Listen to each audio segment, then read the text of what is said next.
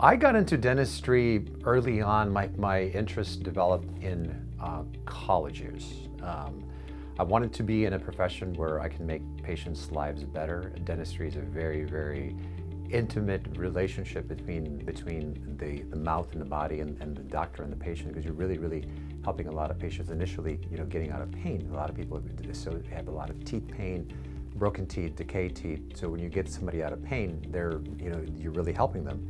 We're providing a very, very valuable service for patients that have missing all their teeth, or they have all their teeth that are damaged, broken, and they need fixed permanent teeth to chew their food, to smile, and they don't want to have dentures. We've decided to bring an in-house dental lab in our office. Now, it's called Zirconzon. Zirconzon is a very sophisticated technology that we are now able to design patients' teeth digitally and make their teeth and finish. We have the ability to do it right here in this office.